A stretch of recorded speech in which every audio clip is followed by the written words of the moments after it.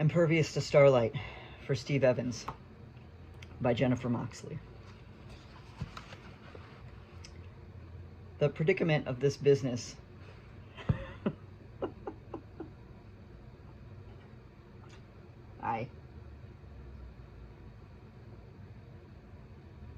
What do you think?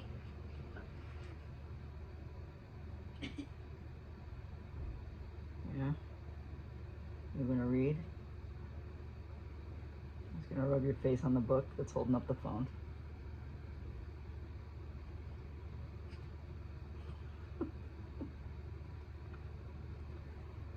Oh, yeah, you could just sit there and have a bath too. That's fine. Yeah, that's fine. Impervious to Starlight by Jennifer Moxley. The predicament of this business inheres in moments of mistrust. The turn from the heart of easy youth to a soul-hungry, adequate frame, rocked in vacant luxury, to the half-sleep of slight regrets. The fray of words become wares, encircling invented necessity and the taunt of the substitute. Extinguished passion replaced by newly irregular visions. Yet nobody notices this change in us, nor thinks it strange, precisely as nobody noticed when, according to legend, my father left his piñata profits in the removable tray of the old strongbox, destroying, off in the ideal ether, his daily offerings to leisure, and lining his restive patio life with decrepit forms of remorse. It is not so terrible if we make one or two mistakes. The small, well-meaning merchant, the tender, vainglorious pedagogue. In time, all bright young things take leave, despite our love, as we once thought to do.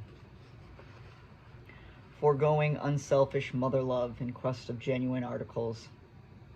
The allure of the old, selfish prick, drinking himself to death, to the quixotic bent of juvenile sentiment, is the gallant downfall of the possibility upon red vinyl, eternally impressed.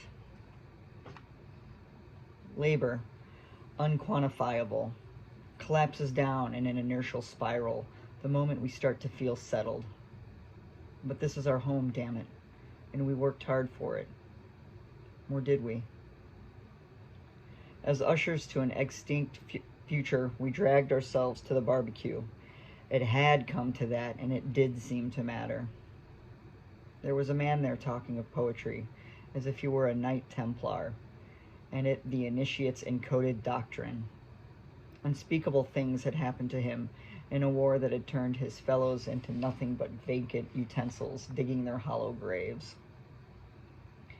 Every repressed failure corroded more of the sheen from off the simple, miraculous starlight surrounding his scandalous anecdotes. He poured his beer over ice in a flimsy plastic picnic cup and shouted above the abyss, "Those who can face it are the true poets." We did not talk for long, but because we could not speak of Kundera, he thought us ignorant of literature and the hard womanizing truth of war that had been brought to bear by the pen.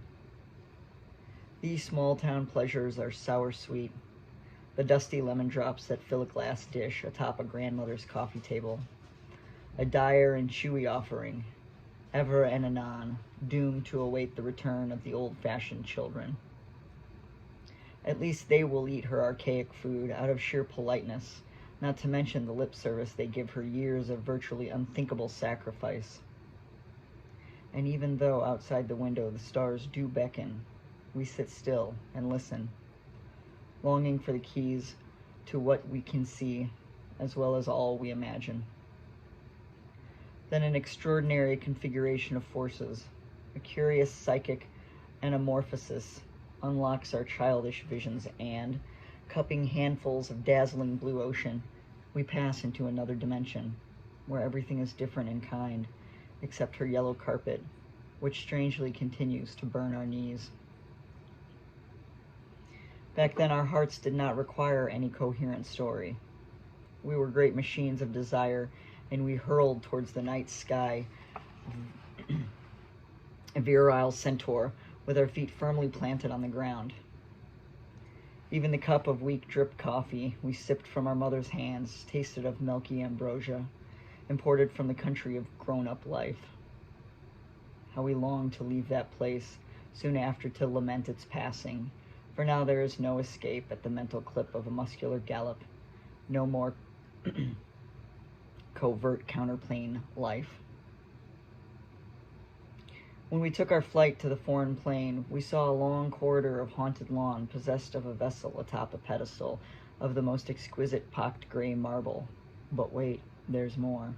We saw a long corridor of haunted lawn. There was a vessel of pocked marble atop a pedestal, out of which came a few vagrant heads, red, fluttering paper leaves that seemed to portend their eventual scattering with every tentative quiver. These were the afterthoughts of ephemerality destined to ravish the past. These were oblivion's defense, and they allowed us the murmur of all our invisible moments, hollow songs of repetition that nevertheless meant something, though we knew not exactly what. I remember how when we first met, I rather suspected I would sympathize with what I hoped you would say, despite what you were actually saying. Into the untenanted cloud corridor of my indistinct thoughts, I watched the drift of your words, lost in the soothing gray above the deep green gallery floor, finally inurned in the pocked marble beside the fluttering poppies of the well-constructed image, which did not come to us in a dream, but while we were fully awake and bored, though unaware of the fact, for in the spectacle of affected interest, we were both remarkably well rehearsed.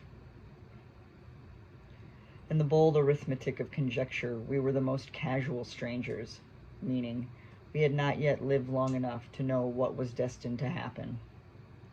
Careful, well-behaved people, though continually disappointed, are not in for many surprises. And yet, when I lay my ear on your fair stomach and listened to the sound of your breakneck heart, I did somehow feel free. We might as well have been children, painstakingly recording the inventory of even the smallest events, believing everything anybody said. We had our crumpled lunch bags and the glistening mirror world staring back at us from inside our blue plastic thermoses. There was a drop of white milk at the bottom of mine, which looked like a sea of cream. I remembered my mother's thick Nivea elixir and broke into a fountain of tears, which you then caught in your hands and, being careful not to spill them, walked into the kitchen, saying over your shoulder, "I will keep these safe for you." How could we have known then that we would one day be, even in summer, too cold and too busy to ask ourselves the old disquieting questions? Instead, several glasses in, we have at our memories. I'll say, it would be nice to be remembered, though it's true, old families last not 3 oaks, and besides that, there's work to be done, though nobody seems to care if we do it. From the silent, poisonous windowsills, small struggles continue. Troops of gackles invade the lawn.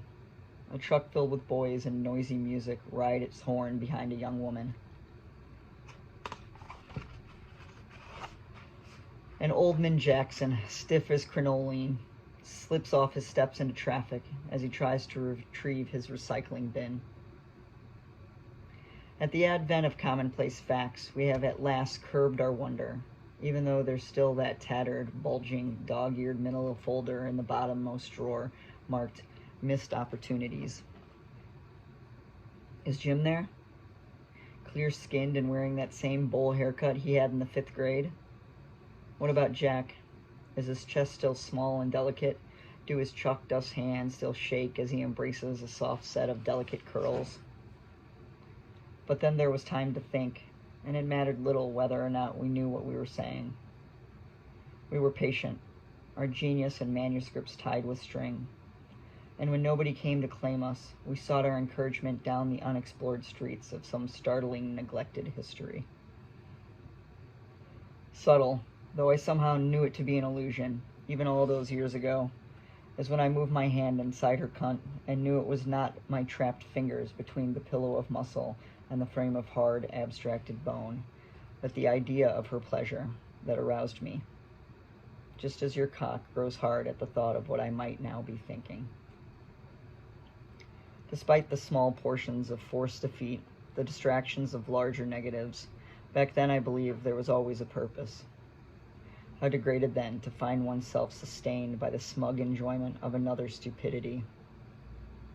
To have your mocked ideas repeated back to you in the condescending tone of unsolicited advice, chewing on a pencil end, promising approval but no money, which is all we finally need in order to really be free. Their astonishment at our enthusiasm, tantamount to calling us suckers, is but a liability of the amazement we refuse to proximate fame.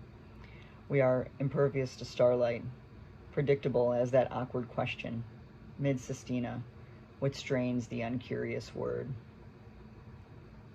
Edged around the craved epiphany to this day there lives a secret pleasure, unequaled by revelation, irredeemable, the thought of otherwise, that rents dissatisfaction from its crippled cave, pounds of fear throughout the ears, and packages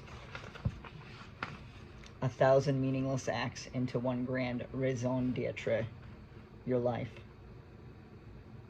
This morning I woke 3 hours before you and tried not to disturb your heavy sleep. All was bright.